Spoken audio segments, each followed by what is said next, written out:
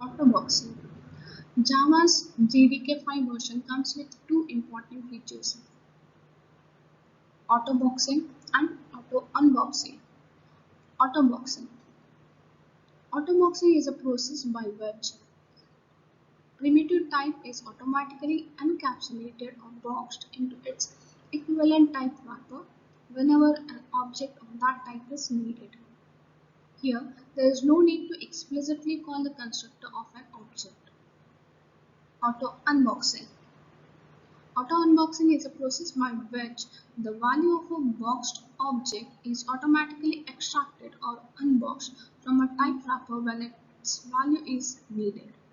Here, there is no need to call a method such as int value or double value. Autoboxing and auto-unboxing. The addition of autoboxing and auto-unboxing greatly streamlines the coding of several algorithms. It also removes the tedium of manually boxing and unboxing values.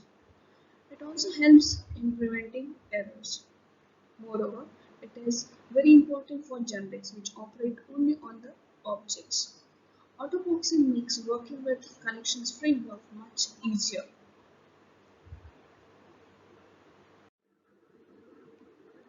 With the use of autoboxing, it is no longer necessary to manually construct an object in order to wrap a primitive type. The user needs to only assign that value to a type wrapper reference and Java automatically constructs the object for him. For example, the modern way to construct an integer object that has the value 100 is as follows. Here, the integer value 100 is being autoboxed. Note that the object is not explicitly created through the use of new. Java handles this for the user automatically. Suppose we want to unbox an object. We simply need to assign that object reference to a primitive type variable. For example, to unbox IOB, we can use the line as follows. Int I IOB. Here, IOB object, which is an integer object, is being auto unboxed. Here is an example that is rewritten by replacing the type wrapper with autoboxing and unboxing. In this particular line, the object is created without explicitly using the new operator. So in this particular line, we have autobox the integer value into a integer object. And in the very next line, we have auto unbox the integer object and retrieved its value and stored it into the integer variable I. Autoboxing and methods. In addition to the simple case of assignments, autoboxing automatically occurs whenever a primitive type must be converted into an object. Auto-unboxing takes place whenever an object must be converted into a primitive type.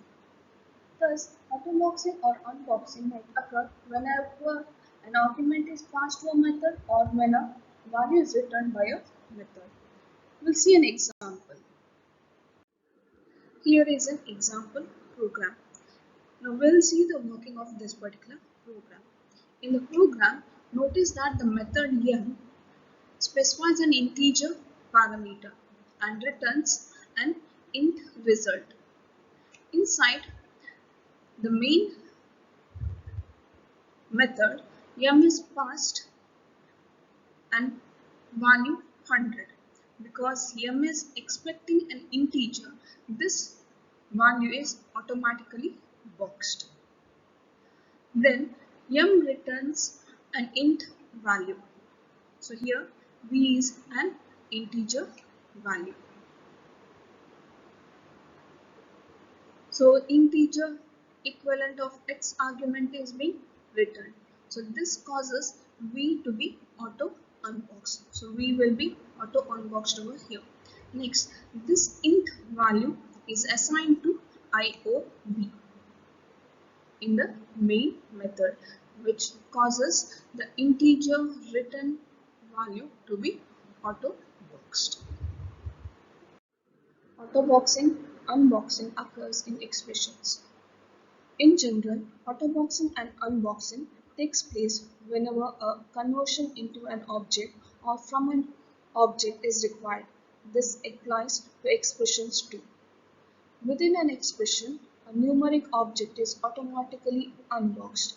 The outcome of the expression is then reboxed if at all it is necessary. We'll try understanding this concept with the help of our example program. In this program, observe the line plus plus IOB, this particular line. This is a pre-increment expression which causes the value in integer object IOB to be incremented. We'll see the working of this expression in detail. First, the value within the integer object IOB is unboxed. Then the value is incremented, and lastly the resulting value is then reboxed. Auto-unboxing also allows different types of numeric objects to be mixed in an expression. Once the values are unboxed, the standard type promotions and conventions can be applied onto it.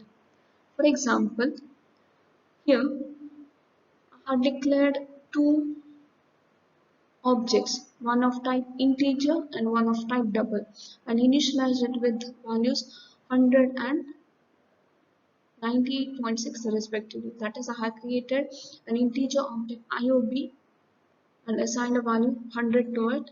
So here the value integer value 100 is auto boxed into IOB.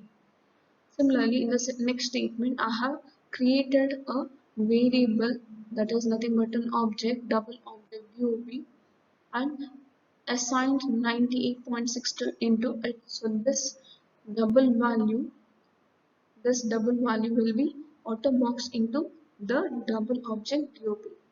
Next, when this particular statement is executed, so here we can observe that both double object DOB and integer object IOB participates in the addition. So here the double object's value, that is 98.6, is auto unboxed, that is you retrieve the value 98.6 from double object DOB.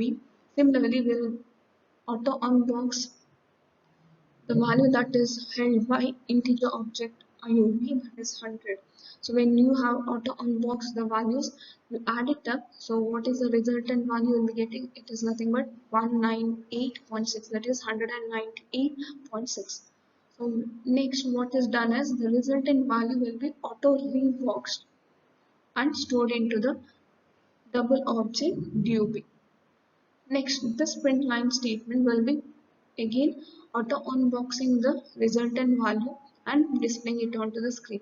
So when this program is being run, this is the output you'll be getting. So it prints that DOB after expression is 198.6. Auto unboxing also allows integer numeric objects to be used to control a switch statement.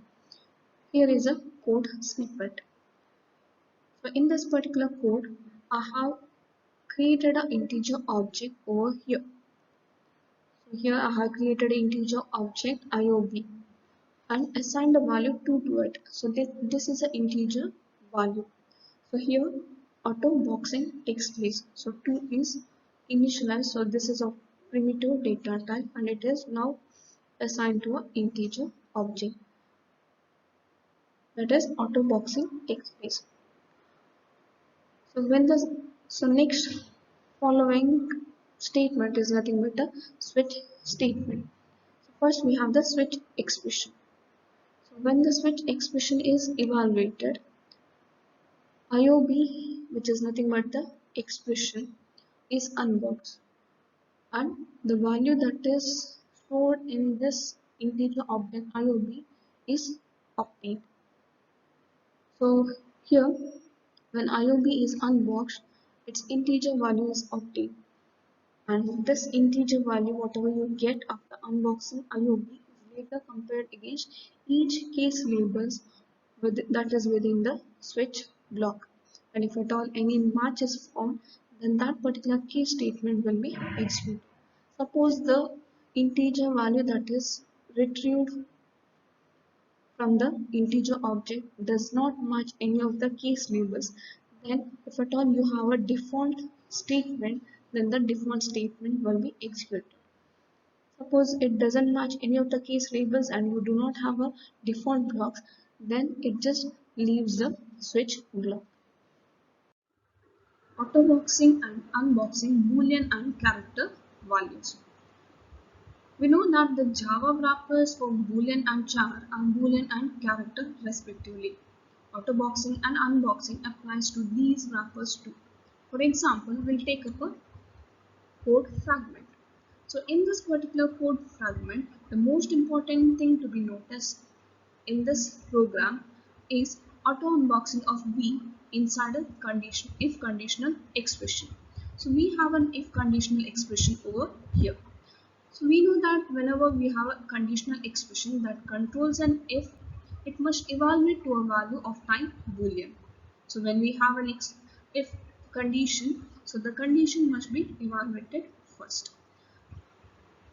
Because of auto unboxing, the boolean value contained within the B is automatically unboxed when the conditional expression is evaluated. So once this conditional expression is evaluated, suppose the value is true, then the if block will be executed. Yes, the code block that immediately follows the if block will be executed. So once this piece of code is executed, we get the following output. So we get it as B is true and CH2 is X. Thus, with the advent of autoboxing and unboxing, a Boolean object can be used to control an if statement and also any Java's looping statements.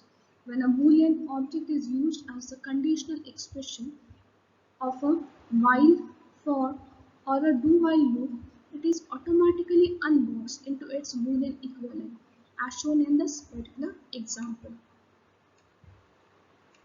So over here, this is a Boolean object that is being created, and when it is being used in a while loop as a conditional expression, it is automatically unboxed and its value is being taken to decide how many times this particular loop needs to be repeated. Autoboxing and auto unboxing helps prevent errors. In addition to the convenience provided by autoboxing and unboxing, it also helps in preventing errors. Here is an example that demonstrates it. In this example, I have created an integer object IOB and assigned a value 1000 to it.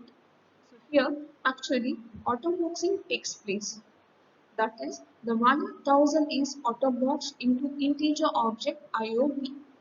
The very next statement, the value inside integer object IOB is manually unboxed by calling the byteValue method, which causes the truncation of the value stored in integer object IOB, which is 1000. This results in the garbage value of -24 being assigned to integer variable I. Autoboxing prevents this type of error because the value in integer object IOB will always auto unbox into a value that is compatible with int. In general, because autoboxing always creates the proper object and auto unboxing always produces the proper value, there is no way for the process to produce the wrong type of object or value. A word of warning when using type wrappers. Use type wrappers only when an object representation of a primitive type is actually required. Yes, it is always better to use primitive types. This is because each time an autobox and auto unbox happens, it adds unnecessary overhead that is not present if the primitive type is being used. In this particular example, the objects of type double holds values that are used to calculate the hypotenuse of a right triangle. Although this code is technically correct and does in fact work properly, it is a very bad use of autoboxing and unboxing. If we observe, we have declared three double objects over here named as A, B and C. Also, we have assigned values to double object A and B as 10.0 and 4.0 respectively. In the next statement, we have calculated the hypotenuse and stored the value into C. So when we are calculating the hypotenuse, we have retrieved or unboxed the values held by double objects A and B, and this part of the expression is evaluated and the result is stored into or reboxed into double object C. Later, the hypotenuse, that is nothing but the result which is held by double object C, is being printed over here in the last line. So even though this code executes properly, it is a very inefficient piece of code, that is than its equivalent code that is written using primitive type double, as it adds overhead each time autobox and auto unbox occurs. This overhead can be avoided if primitive types were being used instead. Before we conclude this particular video lecture, we'll have a quick recap. In this particular video lecture, we have learned about a very important feature of Java JDK 5 version, that is auto boxing and auto unboxing. And also we have seen how it can be achieved. In the next topic, we have discussed about auto boxing and methods. That is, auto boxing and unboxing occurs whenever an argument is passed to a method or when a value is written by a method. In the next topic, we have learned that auto boxing and auto unboxing can occur in an expression. We have taken a couple of examples over here. Later on, we have learned that auto boxing and auto boxing can be applied on wrapper classes too. Next, auto boxing and unboxing helps in preventing errors. So we have learned over here how auto boxing and unboxing prevents errors. And lastly, a caution of caution or warning as to when auto boxing and unboxing needs to be used and when it shouldn't be used.